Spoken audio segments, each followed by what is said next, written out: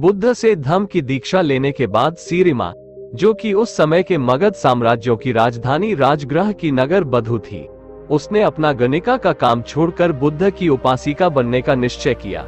सीरिमा राजगृह की सबसे सुंदर और अमीर स्त्री थी, लेकिन अब उसने अपने सारा समय बौद्ध संघ की देखरेख, भिक्षुओं की आज्ञा पालन और दूसरे अच्छे कामों में लगाना शुरू कर दिया। उसने संघ से हर दिन 8 नए भिक्षुओं को अपने घर बुलाकर भोजन कराने का नियम बना रखा था। उसने 8 निमंत्रण पत्र बनवा रखे थे, जिन्हें भोजन करने के बाद पुराने भिक्षु संघ पहुंचते ही नए भिक्षुओं को दे दिया करते थे। इस तरीके से हर दिन 8 नए भिक्षु उसके यहाँ भोजन करने आते। सीरिमा भोजन करने आए भिक्षु को अपने हाथों से भोजन परोसती और उन्हें उचित आदर सम्मान देती। भोजन सबके लिए पर्याप्त और बहुत ही स्वादिष्ट होता था। एक दिन की बात है, 8 में से एक भिक्षु, जो कि उस दिन सीरिमा के घर से भोजन ग्रहण करके लौटे थे, आश्रम में आने के बाद से बड़े ही उतावला और प्रसन्न प्रतीत हो रहा था।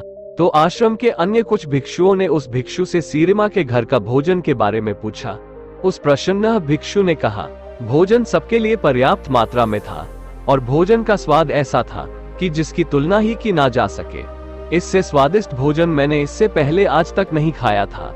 लेकिन वहाँ की सबसे महत्वपूर्ण और ना भूलने वाली चीज थी उस घर के मालकिन की सुंदरता। सीरिमा एक अद्वितीय सुंदरी है, उसकी सुंदरता का कोई तुलना ही नहीं है। वो एक बहुत ही आकर्षक और सौम्य स्त्री है, जो किसी का भी मन मोह ले। ये सारी बातें वहाँ खड़ा एक जवान भिक्षु भी सुन रहा था। उस जवान भिक्षु के अंदर सीरिमा के प्रति आसक्ति पैदा होने लगी। उसने सोचा, जो वो उस भिक्षु की बातों में उतनी सुंदर लग रही है, तो वो असल में कितनी सुंदर होगी। उसके मन में सीरिमा की सुंदरता की अलग अलग तस्वीरें उभरने लगी। वो उस स्त्री के प्रेम में पड़ चुका था, जिससे वो अभी तक मिला भी नहीं था। उसने पता लगाना शुरू कर दिया कि सीरिमा के घर भोजन के लिए कैसे जाया जा सकता है।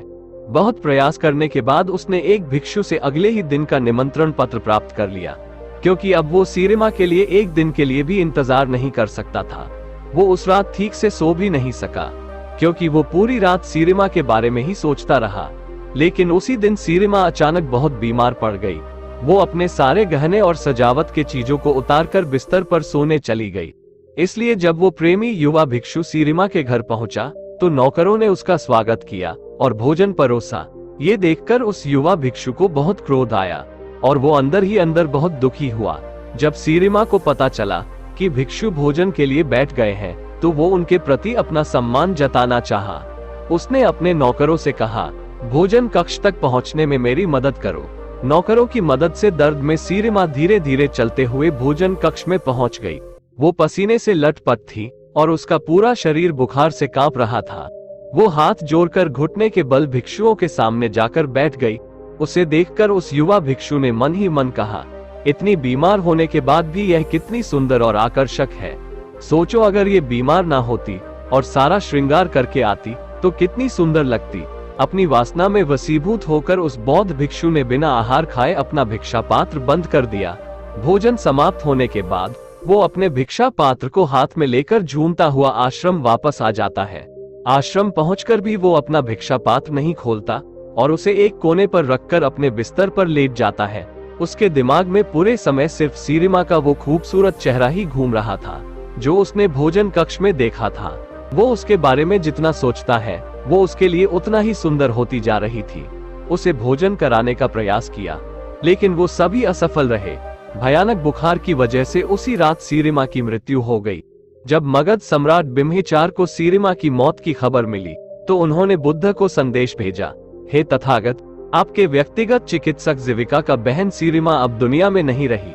बुद्ध ने सम्राट बिम्हिचार को वापस संदेश भेजा, मृत्यु शरीर को जलाया ना जाए, बल्कि उसे एक बड़ी सी मैदान में संभाल कर रखा जाए और दूसरे जानवरों से शरीर को नुकसान पहुंचा ना पाए। इसके लिए कुछ पहरेदार मृत शरीर के आसपास तैनात कर दिए जाए। 3 दिनों में मृत शरीर सड़ चुका था। शरीर के फूलने के वजह से चमड़ी फट गई थी और उसमें से कीड़े निकलने लगे थे।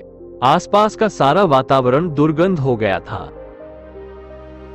बुद्ध के कहे अनुसार सम्राट बिम्हिचार ने पूरे नगर में घोषणा करवा दी कि कल सुबह राजगृह की सभी युवा पुरुषों को सीरिमा की शरीर का अंतिम दर्शन करने राज मैदान पर पहुंचना है, और जो भी व्यक्ति इस आदेश का पालन नहीं करेगा, उस पर 8 सोने की सिक्कों का जुर्माना लगाया जाएगा।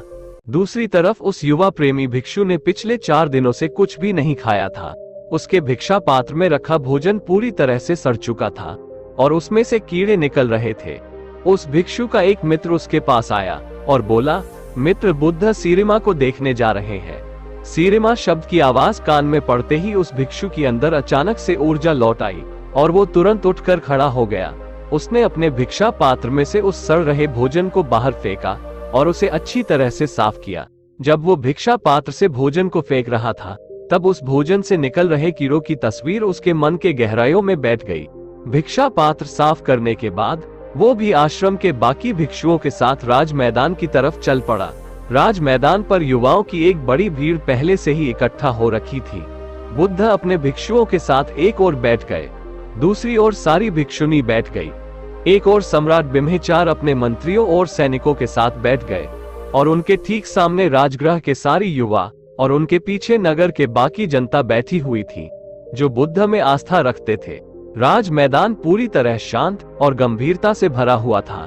तभी वहां के शांति को भंग करते हुए बुद्ध ने प्रश्न किया, सम्राट, ये सामने पड़ी मृत स्त्री कौन है? सम्राट ने उत्तर दिया, सीरिमा, जीविका की बहन और राजगृह के नगर बधू। ये सुनकर बुद्ध ने उत्तर दिया, चलो इस सच्चाई को पता लगाते हैं।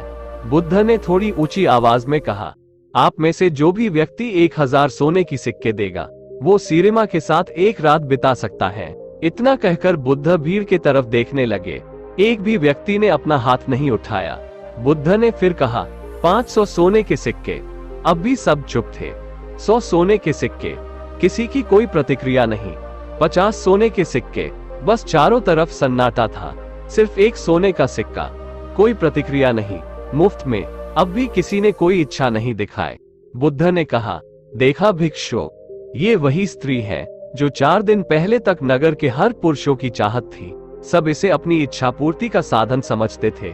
इसके साथ एक रात बिताने के लिए हजारों सोने के सिक्के देने को तैयार रहते थे। एक दूसरों को मरने मारने को तैयार रहते थे। लेकिन आज उसी नगर में उसी स्त्री की शरीर को कोई मुफ्त में लेने को भी तैयार नहीं है। यही हर इंसान के शरीर के साथ होता है। हमारे ये शरीर अल्पकालिक और नसवान है। इसे केवल सुंदर गहनों, कपड़ों और सुगंधित इत्तरों के द्वारा आकर्षक बनाया जाता है। लेकिन हमारा कोई भी प्रयास इसे बुरा होने, बीमार पड़ने और अंततः नष्ट होने से नहीं बचा सकता। केवल मूर्ख ही अपने आप को कल्पनाओं से जोड़ते हैं और जो मलिन है उसे सुंदर और आकर्षक मानते हैं। भीड़ में बैठे उस बीमार युवा प्रेमी भिक्षु ने भी बुद्ध की ये सारी बातें सुनी। बुद्ध की ये बातें उसके दिल को चोट कर गई। उसने सोचा, जब सीरिमा जिंदा थी तो उसका शरीर कितना सुंदर और आकर्षक था, ठीक उस भोजन की भांति जो ताजा पकाकर उसे परोसा गया था। हालांकि समय के साथ उसके कटोरे में रखा भोजन सड़ गया और पूरा भिक्षा पात्र कीड़ों और मक्खियों से भर गया। इस तरह एक बार जीवन ने सीरिमा के शरीर को छोड़ दिया तो वो फूल गया, कीड़ों से भर गया, उसमें से तरल पदार्थ निकलने लगा और वो मक्खियों और दूसरे जीवों का आहार बन गया। अपने खुद के शरीर के बारे में विचार करने पर वो समझ गया कि वो अलग नहीं है। यहाँ तक कि इस दुनिया में कुछ भी उसके शरीर को बर्बाद होने से नहीं बचा सकता। इसलिए अपने शरीर और कल्पनाओं से लगाव रखना एक भ्रम मात्र है। इस नए ज्ञान के साथ वो अरहंत बन गया, यानी एक ऐसा मनुष्य जिसने अस्तित्व की अथात प्रकृति का अंतर्ज्ञान प्राप्त कर लिया हो और जिसे निर्माण की प्राप्ति हो चुकी हो।